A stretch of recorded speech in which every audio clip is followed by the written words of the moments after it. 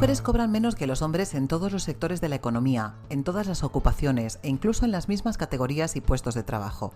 Esta rotunda y preocupante afirmación no procede de una institución cualquiera, sino de la propia Unión Europea. Su oficina estadística, Eurostat, asegura que las mujeres percibimos un salario un 15% inferior al de los hombres. En la zona euro, la diferencia salarial a la baja roza el 16%. Por ello, y para continuar impulsando medidas para reducir la brecha salarial y concienciar sobre la igualdad retributiva, Fraternidad Muprespa se alinea con las acciones de sensibilización vinculadas al 22 de febrero, Día de la Igualdad Salarial.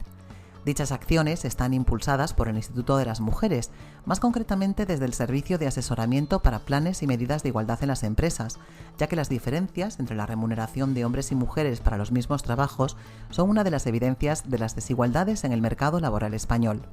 Hoy Podcast FM se pone al habla con Begoña Suárez, subdirectora general para el emprendimiento, la igualdad en la empresa y la negociación colectiva de mujeres. Es un organismo del Ministerio de Igualdad y con ella vamos a charlar sobre algo de lo que, sinceramente, nos gustaría no tener que hablar. Señora Suárez, bienvenida a Podcast FM y muchas gracias por dedicarnos su tiempo. Muchas gracias. ¿Cree que la realidad social y económica que vivimos en estos momentos hace más necesario que nunca dedicar un día a recordar que la discriminación salarial es una realidad en muchas empresas? En el año 2010, el Gobierno decretó el 22 de febrero como el Día de la Igualdad Salarial para resaltar la importancia que tenía en ese momento la brecha de género en el ámbito de las retribuciones. Ahora mismo, en el año 2021, 11 años más tarde, lamentablemente esta realidad y este día sigue estando de plena actualidad. Aunque la brecha retributiva se ha ido reduciendo un poco en los últimos años, la verdad es que todavía resulta algo generalizado en el conjunto de nuestro país. No solo en nuestro país, sino en todos los países no solo de Europa, sino del mundo. De hecho, el año pasado, precisamente, Naciones Unidas instauró un Día Internacional de la Igualdad Salarial, precisamente con el mismo objetivo, el de sensibilizar y llamar la atención sobre la persistencia de las diferencias retributivas entre mujeres y hombres. Unas diferencias retributivas que tienen orígenes muy diversos y muy complejos. Finalmente, es la suma de las discriminaciones que las mujeres sufren en el mercado de trabajo y también en el ámbito privado. Y lamentablemente, este año se ha visto incrementada sensiblemente con las consecuencias sociales y económicas derivadas de la crisis de la COVID-19. ¿Y cuáles cree que son los factores que marcan estas diferencias en nuestras nóminas? Son muchos factores los que llevan a que haya diferencias retributivas entre mujeres y hombres, empezando por la segregación del mercado de trabajo, que hombres y mujeres trabajemos en ámbitos y en sectores muy diferentes, pero sobre todo que estos sectores tengan diferente valoración. El hecho de que las mujeres se encarguen de los cuidados, de la educación, de la sanidad, y que en muchas ocasiones estos cuidados se den casi como por hechos y no se valoren adecuadamente, hace que haya una diferencia retributiva de partida. Son profesiones y tareas que aportan muchísimo a la sociedad y, sin embargo, a la hora de darle un valor económico, la sociedad le da un valor muy pequeño. Todavía persisten múltiples sesgos y estereotipos de género. Desde la segregación del mercado laboral, pasando por el escaso número de mujeres en puestos de alta responsabilidad, por la excesiva dedicación de las mujeres al cuidado y la falta de corresponsabilidad en estas tareas de cuidados. Estas son algunas y son muchísimos otros los factores los que finalmente hacen que mujeres y hombres tengamos retribuciones diferentes en el mercado laboral. Entre sus funciones como subdirectora destaca, y leo textual, la aplicación del principio de igualdad de trato y no discriminación en las condiciones de trabajo entre hombres y mujeres. Partiendo de esta premisa, ¿qué acciones concretas pueden acometerse desde el puesto que ocupa y desde el Gobierno de España para la equiparación real de salarios entre hombres y mujeres que desempeñan el mismo trabajo o trabajos de igual valor? Bueno, pues lamentablemente tenemos mucho que hacer. La Ley de Igualdad, aprobada en el año 2007, fue una ley pionera que hizo especial hincapié ya en la necesidad de corregir las desigualdades laborales.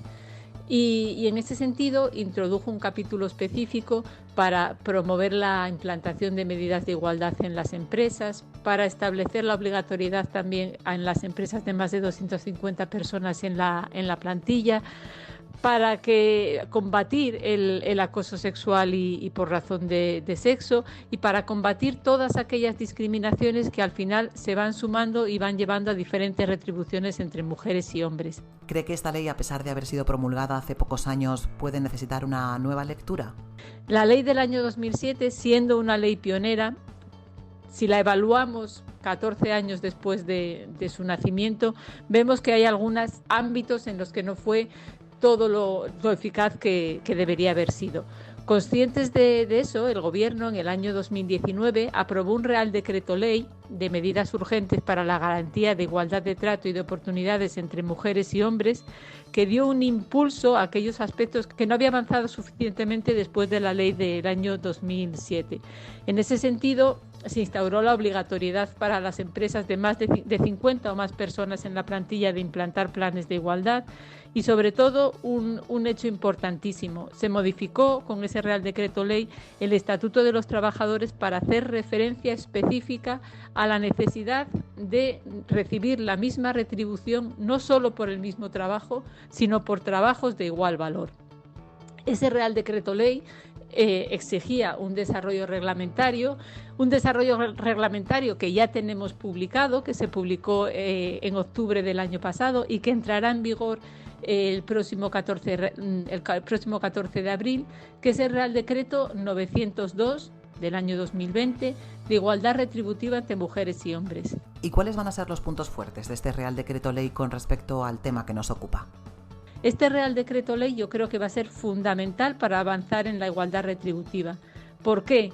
Porque pretende mejorar la transparencia retributiva.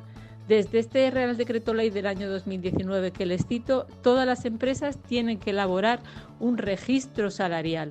Y ese registro pues tiene que estar desagregado por sexo y ahí vamos a poder ver si existen diferencias retributivas entre mujeres y hombres. Además, a partir de la entrada en vigor de este Real Decreto Ley sobre igualdad retributiva, las empresas de más de 50 personas en la plantilla van a tener que realizar auditorías retributivas, van a tener que definir los trabajos que sus empresas tienen igual valor y una vez definidos esos trabajos de igual valor, tendrán que modificar las retribuciones de manera acorde a ese valor que se asigna a los trabajos. Esto que nos describe, señora Suárez, se sitúa en un plano legislativo más teórico, pero ¿cómo se va a materializar para las empresas? Como consecuencia de ese Real Decreto que les cito, el Ministerio de Trabajo y el Instituto de la Mujer del Ministerio de Igualdad estamos trabajando para elaborar una herramienta de valoración de puestos de trabajo que se pondrá a disposición de todo el tejido empresarial para facilitar esta elaboración y esta definición de trabajos de igual valor. Y en el mismo sentido también vamos a trabajar para hacer una guía de auditorías retributivas con perspectiva de género que facilite también pues que la transparencia sea efectiva y que no existan diferencias retributivas en las empresas de nuestro país. Esos son desarrollos normativos que creo que van a ser fundamentales y luego, pues desde nuestra responsabilidad como subdirección de emprendimiento y igualdad en la empresa, lo que hacemos sobre todo es poner a disposición de las empresas herramientas, guías, un servicio de asesoramiento, ayudarlas a la implementación efectiva de la ley, ayudarlas a que implanten realmente planes de igualdad. Hemos elaborado hace poco una guía para ayudar a la elaboración de esos planes de igualdad. Tenemos un servicio de asesoramiento permanente que acompaña a las empresas que lo desean en ese proceso de implantación de planes de igualdad y sobre todo nosotras nos gusta insistir en que la elaboración de planes de igualdad, el hacer un diagnóstico de la empresa es fundamental porque nos permite conocer nuestra empresa, nos permite hacer una radiografía que al final es una oportunidad para mejorar nuestros procedimientos, tanto en el aspecto de recursos humanos como en otros procesos, en otros sistemas productivos que tenemos instalados, que a veces pues, se repiten sistemáticamente sin entrar a valorar.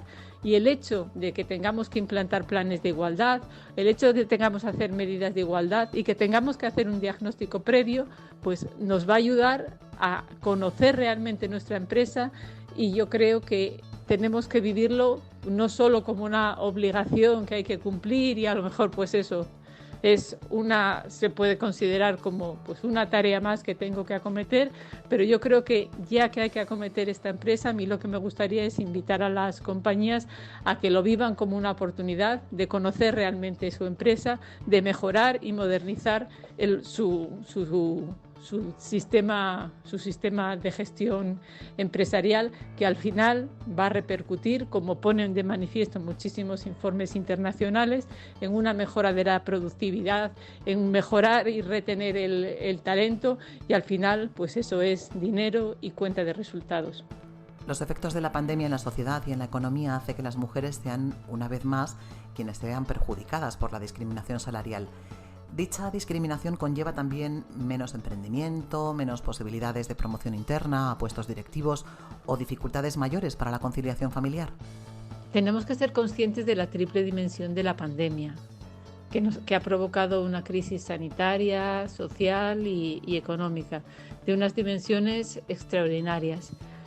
Y hay que conocer, es necesario trabajar sobre el alcance que ha tenido y el efecto que ha tenido en las mujeres. Todos los estudios y los informes realizados en estos meses están poniendo de manifiesto que la pandemia está afectando especialmente a las mujeres, fundamentalmente por 4 razones.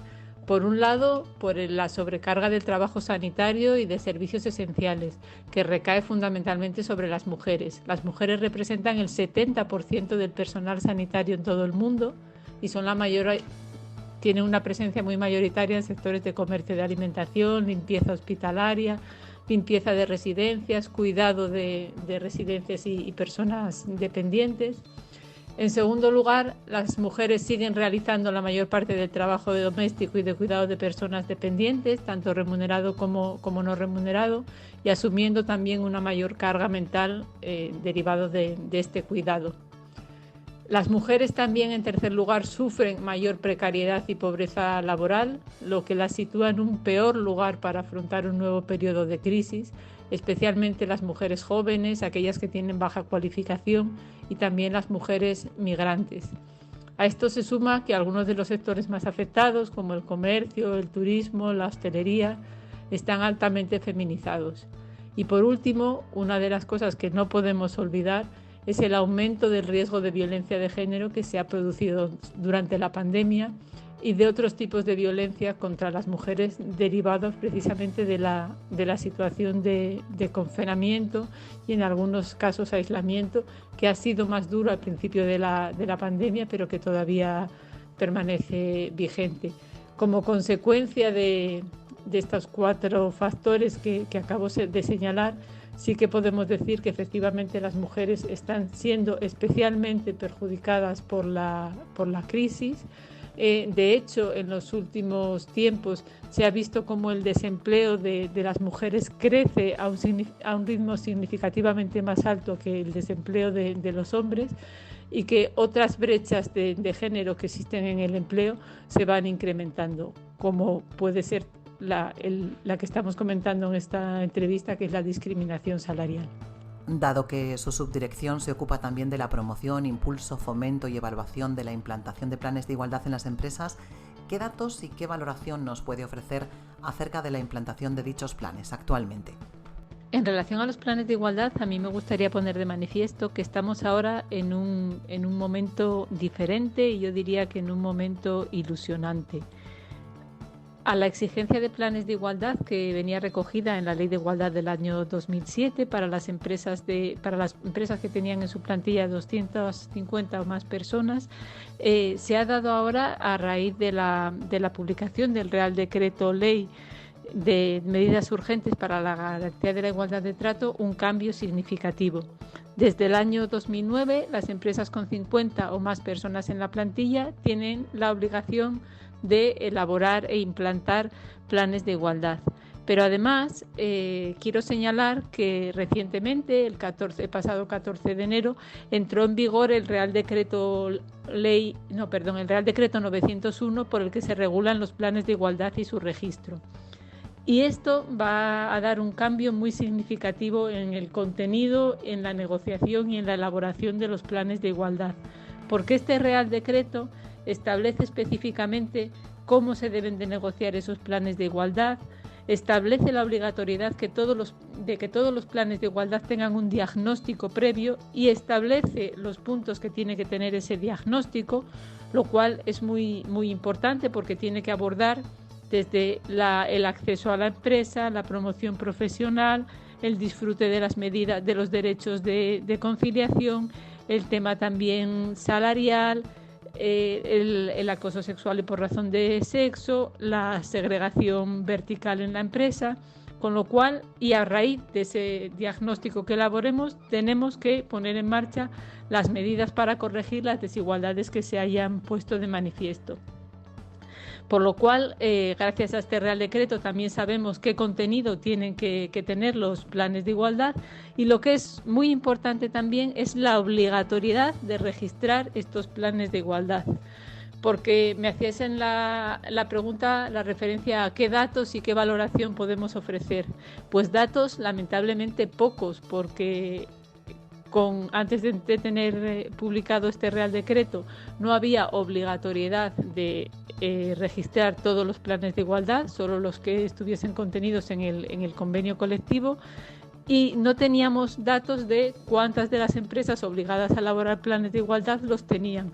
Tampoco datos sobre su contenido que nos permitiese hacer una valoración y una estimación crítica de qué aspectos fundamentales se estaban desarrollando en los planes de igualdad. Por último, me gustaría preguntarle algo a modo de conclusión. ¿La empresa española aprueba o suspende a este respecto?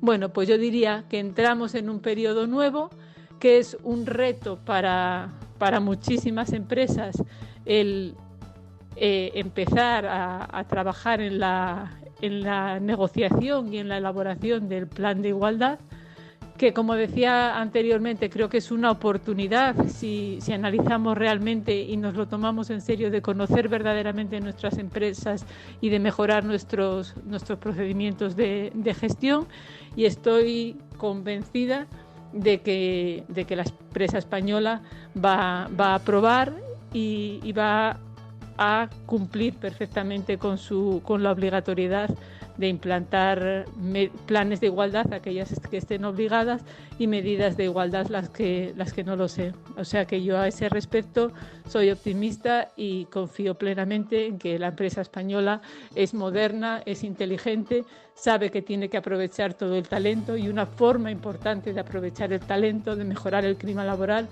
es promover la igualdad efectiva dentro de nuestra empresa. Así que estoy segura que la mayoría aprobará sin duda. Muchas gracias, Begoña Suárez, por trasladarnos su valoración, su análisis acerca de las desigualdades retributivas y, sobre todo, por su trabajo para erradicarlas.